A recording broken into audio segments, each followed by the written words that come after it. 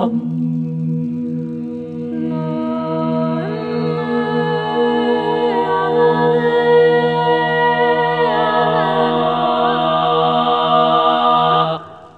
à tous. Alors, je vous retrouve aujourd'hui pour la nouvelle lune du 9 février 2024 qui va avoir lieu en Verseau, Soleil et Lune conjoints en Verseau au 20e degré. J'avais envie pour cette nouvelle lune de faire peut-être un petit peu plus léger que ce que j'ai l'habitude de faire, pour rester dans des énergies, des vibrations de cœur. Alors évidemment, j'ai mis une petite phrase humoristique sur le visuel que je vous propose, mais il n'est en rien révélateur de ce que je crois être l'amour. C'est juste pour rapporter un petit peu de légèreté et démystifier et sortir un petit peu de la gravité de ce que peuvent être les enjeux autour de l'amour. Alors, nous sommes autour de cette fameuse fête de la Saint-Valentin qui préoccupe beaucoup de personnes et qui intéresse énormément dans les thèmes de naissance. Donc, puisque c'est une fête que beaucoup valorisent, j'ai prévu cette fois-ci de vous faire un petit jeu concours avec un tirage pour gagner une peinture vibratoire de naissance des éléments qui se présente en format A4 fait à l'aquarelle et à la peinture, où je vous parlerai de vos planètes de l'amour, que sont entre autres Mars et Vénus, mais ça peut être aussi le Soleil, la Lune, votre maison 7, Junon et certains marqueurs comme ça dans votre thème. Et donc cette peinture vibratoire a une valeur de 90 €.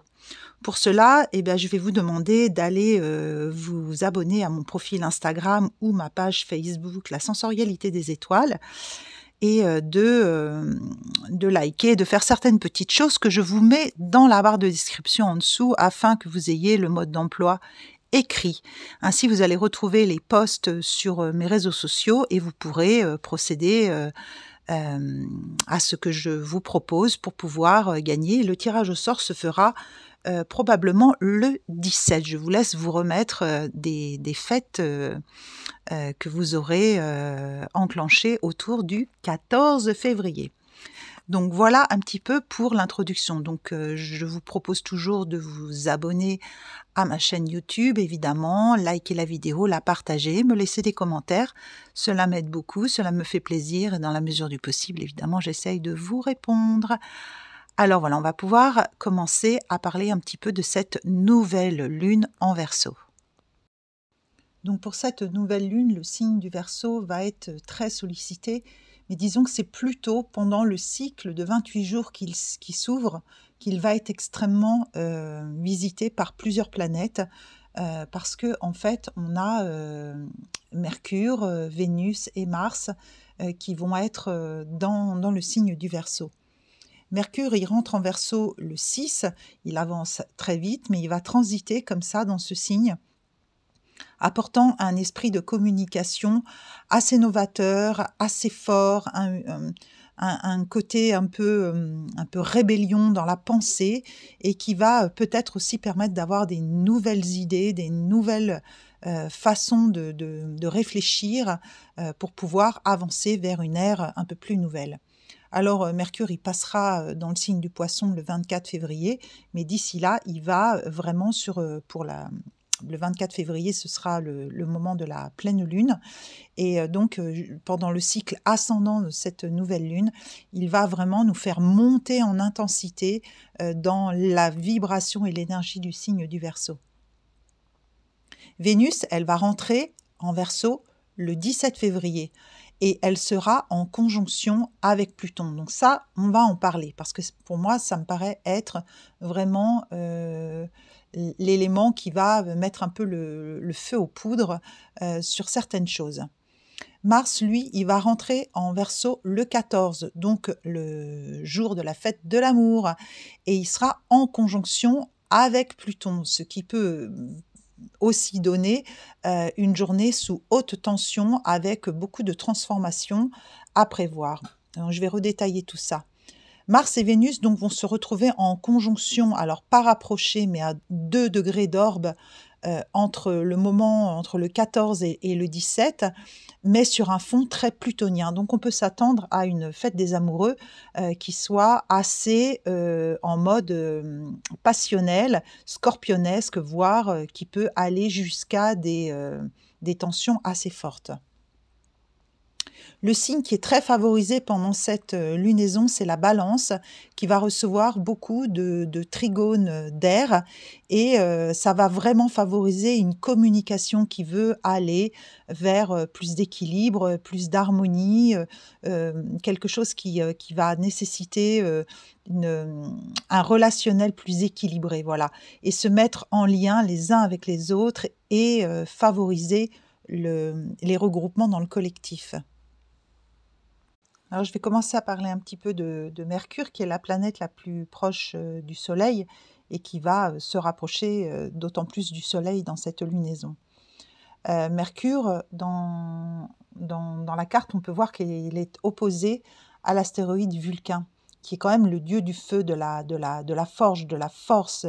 Et donc, on peut ressentir comme ça une espèce de tension assez forte dans la pensée qui va nous demander d'aller chercher un peu plus de finesse dans notre façon de communiquer et de ne pas y aller en mode, excusez-moi l'expression, mais gros bourrin, avec ses gros sabots et tout écraser sur son passage sous prétexte de vouloir imposer sa vérité. Donc ce Mercure, il va devoir faire en sorte de polir, de mettre un peu de rondeur et de douceur dans sa façon de communiquer pour que cela puisse mieux passer dans les groupes et non pas y aller avec une puissance et une force destructrice d'un feu qui cramerait tout sur son passage. Donc il y a quelque chose qui se cherche de précieux et de raffiné dans cette lunaison au niveau de la communication parce que on a besoin de communiquer avec des mots plus doux, notamment dans le foyer, dans la famille, pour retrouver un bon équilibre dans ses bases. Puisqu'on a quand même le signe du lion en face qui est là pour nous rappeler que la communication sert d'abord dans les échanges pour faire grandir la relation de façon dans l'amour et dans l'harmonie. Mercure fait un bon aspect avec l'ascendant et je pense qu'il va y avoir comme ça avec la Balance, la part de chance, des discussions qui vont devoir avoir lieu dans les familles, dans les bases de ce que nous sommes, à l'intérieur de nous aussi, des remises en question. Mais c'est favorisé avec la part de chance, Fortuna, qui est sur l'ascendant. Mais il y a quand même le nœud sud aussi qui se trouve dans cet espace-là. Donc il peut y avoir des nettoyages pour permettre une nouvelle communication, une renaissance sur l'ascendant, de façon à ce que nous ayons à transmettre soit transmis avec un petit peu plus de douceur, dans une énergie plus calme, un peu plus équilibrée. Je dis ça parce qu'en fait, il y a un carré avec Jupiter et Jupiter, lui, il va grossir un peu les événements et il va peut-être apporter un petit peu de feu dans les discussions et envenimer parfois, vraiment mettre de la tension. Et le signe du Verseau, c'est quand même un signe qui amène à la révolution, donc dans les pourparlers, dans les négociations, faire attention à toujours garder un équilibre là, dans cette période de nouvelle lune qui va se déployer pendant 28 jours, parce que Jupiter, il va quand même un petit peu venir mettre le feu aux poudres. Donc que ce soit pour soi-même dans ses bases, dans sa famille en maison 4, ou que ce soit pour les négociations autour des événements que l'on peut tous connaître dans la société actuellement. Donc méfiance, il y a des choses qui peuvent se libérer, mais il y a aussi des choses qui peuvent se tendre à cet endroit-là. Ensuite, Vénus. Alors Vénus, c'est le féminin. Alors ce sont nos valeurs aussi, elle est la gardienne du taureau, elle garde des valeurs comme ça d'équilibre, d'amour, de créativité, Oui, elle est une des premières marches terrestres d'incarnation de l'amour. Alors elle n'est pas la seule puisqu'il y a aussi Neptune, il y a Eris, et il y a plein de marqueurs d'amour dans le thème et dans le zodiaque. De toute façon, toutes les planètes portent un message d'amour, puisque ce sont des énergies qui sont là pour nous faire évoluer et soutenir notre évolution personnelle aussi. Vénus, en rentrant dans le signe du Verseau, elle va venir comme ça activer aussi notre envie, notre amour de nous associer dans des groupes, de nous mettre au service du collectif, d'avoir des envies autour de ces fameuses nouvelles technologies. Elle va activer comme ça plein de choses qui sont en lien avec les énergies du Verseau et qui peuvent être aussi très révolutionnaires, originales, alternatives, progressives. Tous ces mots-là correspondent très bien à l'énergie du Verseau. Donc c'est de l'air, donc ça va aussi activer notre communication, nos idées, ça va peut-être un besoin de nous aérer la tête aussi. Et elle va faire une conjonction avec la planète Pluton, ce qui n'est pas rien parce que Pluton, lui, il est sur le démarrage du signe du Verseau. Il est là pour ouvrir dans cette énergie du Verseau et réformer des choses. Et donc, quand Vénus va passer sur Pluton, on peut avoir comme ça une espèce d'appel profond à modifier des choses dans nos valeurs, dans notre façon d'aimer, dans notre féminin. Il peut y avoir aussi un réveil de certaines blessures qui peut être aussi angoissant parce que Pluton peut réveiller des angoisses, hein, des peurs secrètes, des choses souterraines qui remonteraient. Donc Vénus conjointe à Pluton, ça peut donner quand même chez certaines personnes des grands bouleversements, des envies de modifier énormément de choses dans leur façon d'aimer, dans leur couple, dans leur féminin, dans leur corps, et créer quelques tensions qui ne seraient pas forcément toujours faciles à gérer.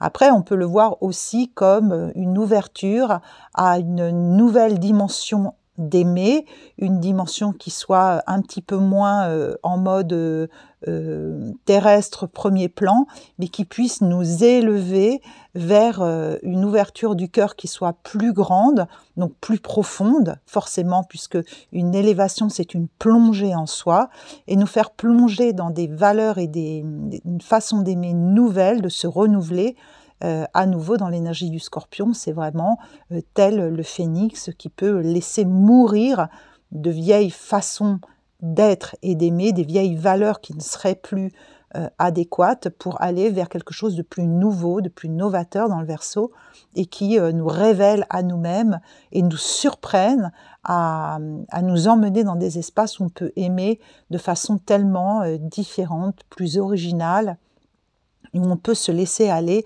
en dehors des vieux carcans qui étaient dans le Capricorne, hein, d'où elle vient, Vénus, là, puisqu'elle traversait le Capricorne, Pluton traversait le Capricorne, tout le monde quitte tranquillement le Capricorne pour arriver dans cet espace Verseau, qui est quand même très teinté Nouveau Monde.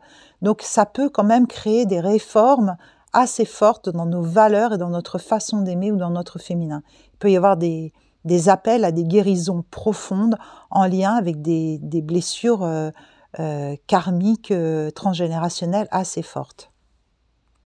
La planète Mars va aussi rentrer en Verseau le 14 février et sera donc conjointe à Pluton ce jour-là. Donc pour une fête des amoureux, on va avoir quand même la planète Mars qui rencontre Pluton. Donc tout ce que je viens de dire pour Vénus est valable pour Mars, qui est son pendant masculin, qui est notre partie yang, notre partie guerrière, notre partie animale aussi, qui est là à l'intérieur de nous pour nous aider à passer à l'action, nous structurer, avancer.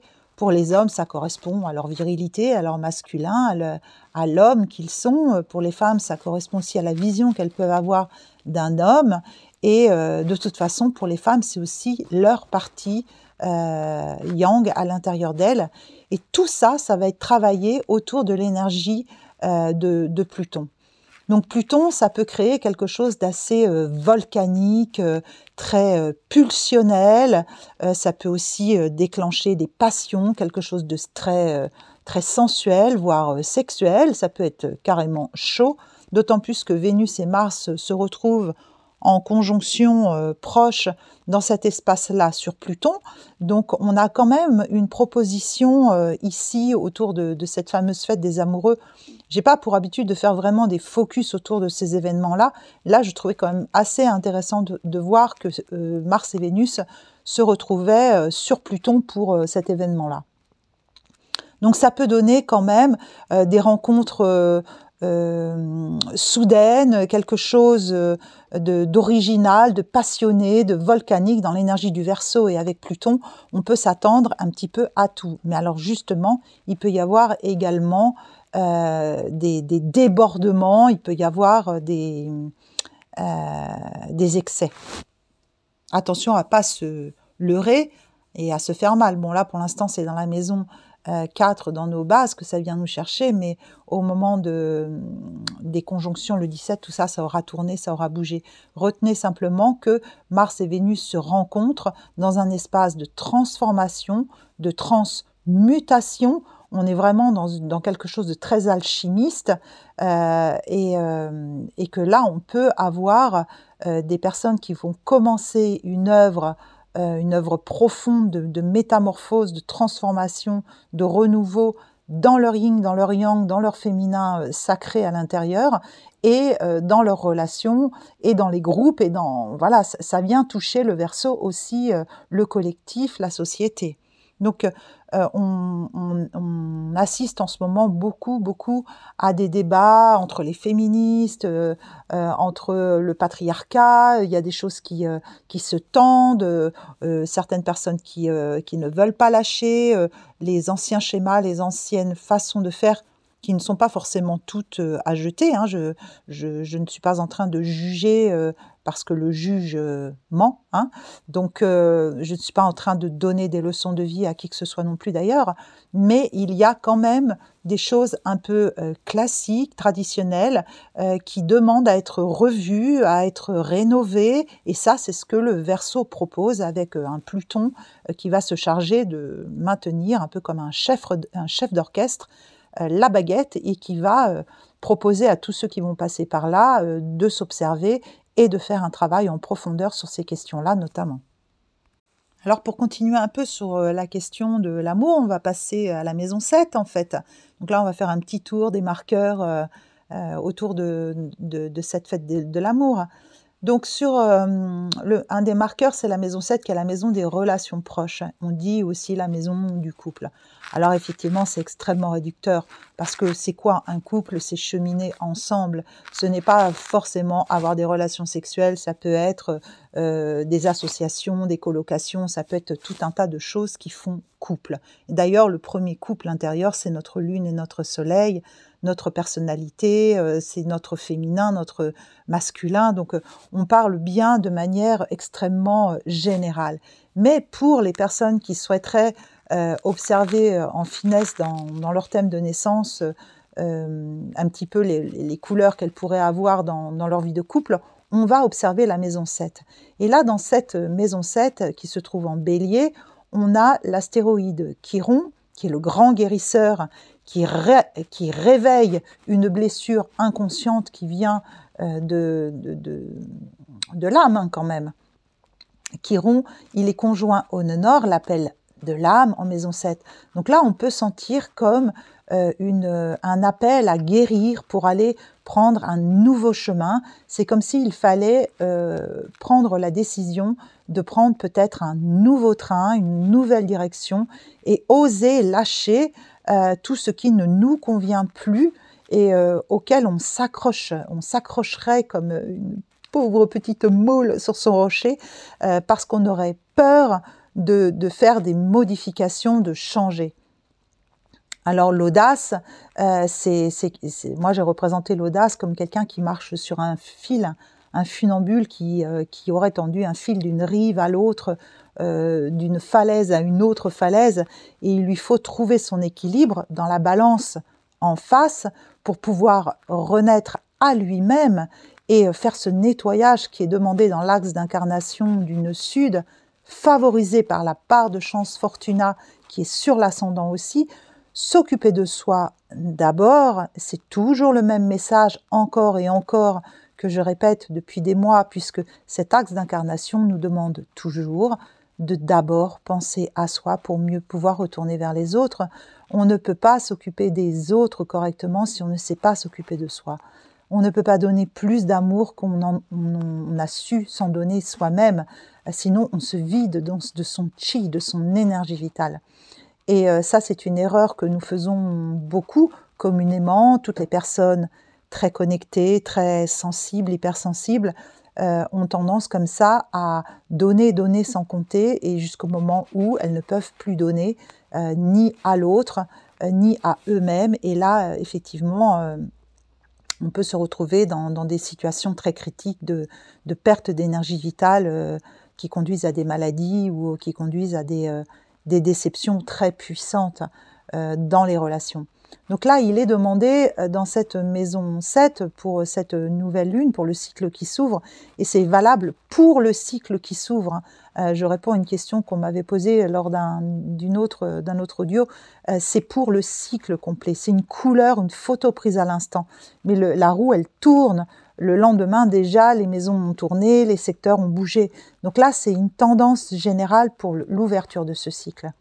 Là, on est sur une proposition de guérir dans nos relations de couple, dans les relations amicales également, et de prendre soin de soi, de s'occuper de soi pour mieux prendre soin de l'autre. On a tendance à regarder également l'astéroïde Junon. Et Junon, en mythologie, elle a vraiment une histoire intéressante. Je vous invite vraiment à aller regarder. Moi, je ne peux pas répéter et aller à chaque fois redétailler ce que chaque astéroïde fait, parce que ça fait des vidéos qui sont beaucoup trop longues. Mais Junon, elle a quand même tout de la femme qui a été un peu humiliée, bafouée, et qui cherche son équilibre personnel dans le couple, puisque son cher mari l'a quand même largement délaissé, voire trompé. Alors Junon, elle a une forme d'idéalisation dans le couple. On observe où se situe Junon dans le thème, et on peut voir un peu la teinte, la couleur de l'idéalisation de l'amour ou du partenaire idéal. Ici, cette Junon, eh bien, elle est en maison 11 et elle est en Vierge. Elle est opposée à Neptune, qui est vraiment l'astéroïde, la planète qui représente l'amour universel, l'octave supérieure de l'amour, l'octave supérieure à Vénus, et elle est en opposition à Neptune. Donc là, on peut sentir que cette Neptune en Poisson, qui est toujours pleine d'elle-même, de cet amour inconditionnel, de cet amour absolu, et qui porte également le pendant de l'illusion totale de ce que peut être l'amour, tous ces gens qui idéalisent l'amour, qui parlent de l'amour, qui croient être dans l'amour et qui finalement développent des parts égotiques, narcissiques extrêmement puissantes, dont on peut tous faire partie, et ce sont des heurts, des pièges dans lesquels on peut tous tomber évidemment. Donc Neptune en Poisson, elle envoie déjà cette vibration depuis très longtemps puisqu'elle avance extrêmement lentement. Et là, dans cette lunaison, l'astéroïde Junon se trouve en face, en opposition.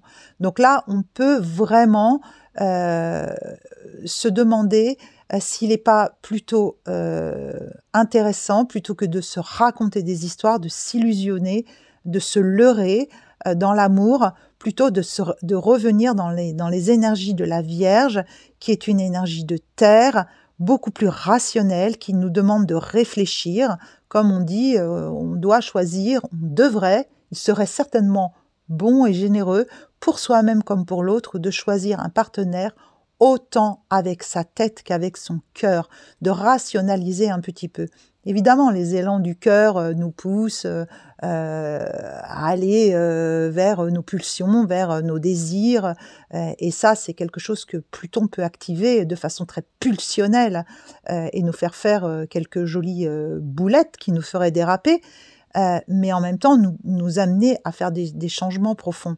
Et là, c'est vrai que Junon, elle est en bon aspect avec avec Vénus. Donc il y a une belle discussion dans les parts d'idéalisation du féminin, mais on nous demande là, quand même, dans la Vierge, de ramener de la raison dans nos projections amoureuses. D'autant plus que Jupiter, la planète de la chance et de l'amour également, une autre forme d'amour qui est feu et toujours en taureau, dans la maison du couple, en maison 7, Jupiter est aussi en trigone avec Junon. Donc il y a comme quelque chose qui favorise cette réflexion et qui va nous amener à revoir de façon plus rationnelle notre façon d'aimer dans la Terre. Et Junon, elle est en maison 11, donc ça concerne aussi la façon dont on aime nos amis, la façon dont on se positionne dans les groupes, dans le social, dans la société.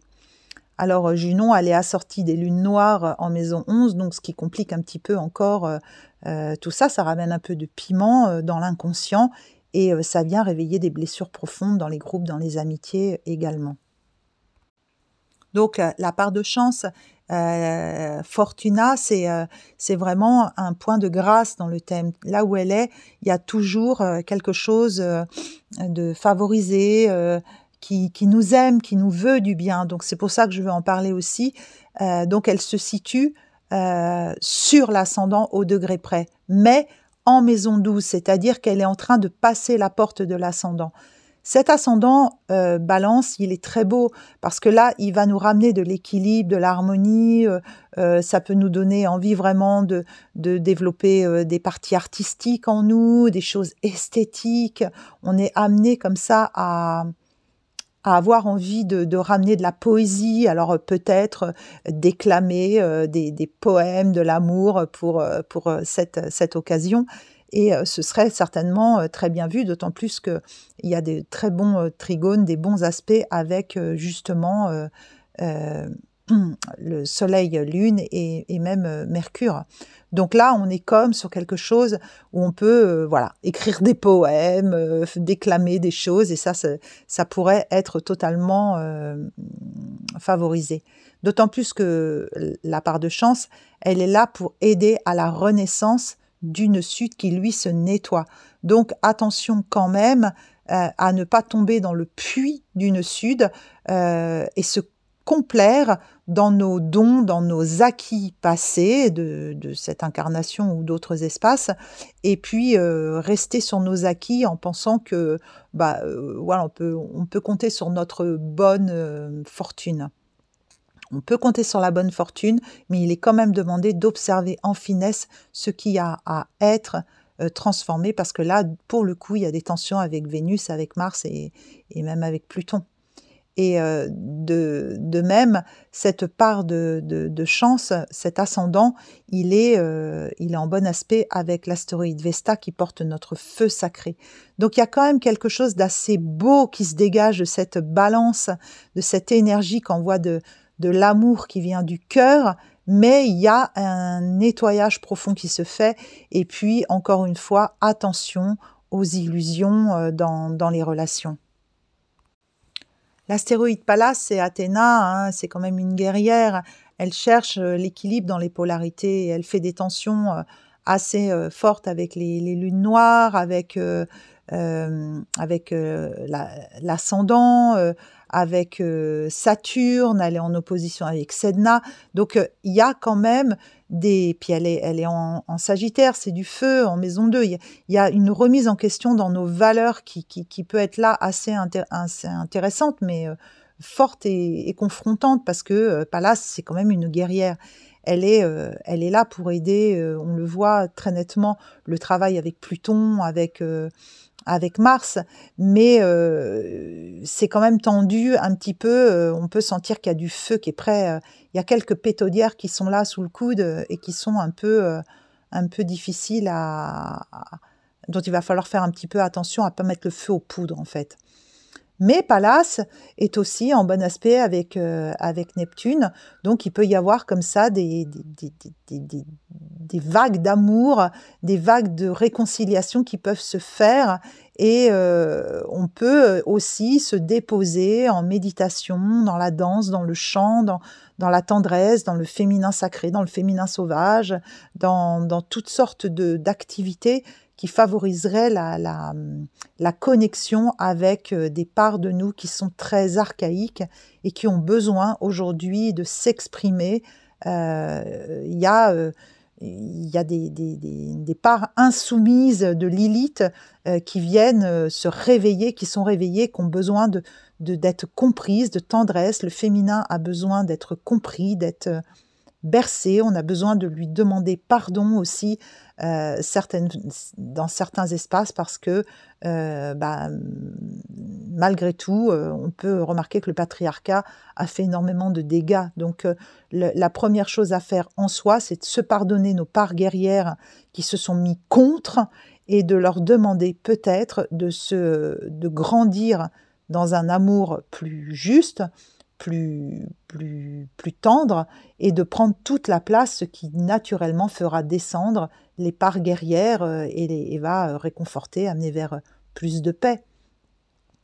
C'est pour ça que dans cette lunaison, j'ai envie vraiment de vous amener à voir tout ce qui pourrait déclencher plus de paix, d'harmonie, de compréhension, de faire attention à la façon dont vous communiquez et puis de prendre soin vraiment de vous, de vos espaces intimes, de ne pas avoir honte de vous occuper de vous, de vos espaces intimes, de vous donner du plaisir, de vous occuper de vous et pour mieux retourner vers l'autre en fait. Et c'est toujours un petit peu les mêmes messages. Hein. Et là, dans cette lunaison qui est quand même électrique, hein, parce que même s'il y a de très belles choses, le signe du Verseau, c'est Uranus, la planète de l'électricité, la planète qui envoie des éclairs. Donc Uranus, la belle bleue, quand elle est réveillée, elle peut donner des choses soudaines, oui, peut-être des coups de foudre, mais la foudre, elle peut autant illuminer un cœur qu'elle peut qu'elle peut le brûler. Hein. Donc attention quand même aux excès, aux abus qui peuvent aussi émerger durant cette lunaison qui, je le rappelle, va durer quand même 28 jours. En résumé, je dirais qu'il faut faire attention à ne pas se laisser illusionner par les grands discours parce qu'on a quand même,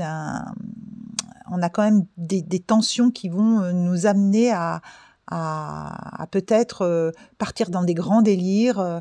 Le Verseau, c'est ça, hein, c'est Géo trouve tout, c'est les grandes idées, c'est les grands délires aussi. Donc de rester pondéré, de ramener de la terre, d'attendre patiemment que le fruit mûrisse. Le printemps a démarré avec Imbolc, donc cette chandeleur, là, ce moment où le disque solaire reprend toute sa place et on a envie de se déployer vers la lumière, mais on est encore, malgré tout, dans une période froide, hivernale. C'est pas le moment de brûler toutes ces cartouches et puis de faire n'importe quoi. Il y a des restrictions en cours, on voit très bien que le monde bouge, qu'il y a une véritable pétaudière en route, c'est une pugilat à l'intérieur de ce monde. Donc prenons soin de nos proches, prenons soin de nous, ne gaspillons pas les ressources, nos ressources personnelles, notre énergie, de façon à pouvoir durer dans le temps, accueillir le printemps, accueillir la joie qui se déploie et qui va pouvoir, au printemps, s'épanouir et prendre toute sa place hein, quand même. Un petit mot sur un Saturne en Poisson, en maison 5. Saturne Poisson, il ramène un peu justement de matière dans les délires. Il va ramener à la terre, il ramène...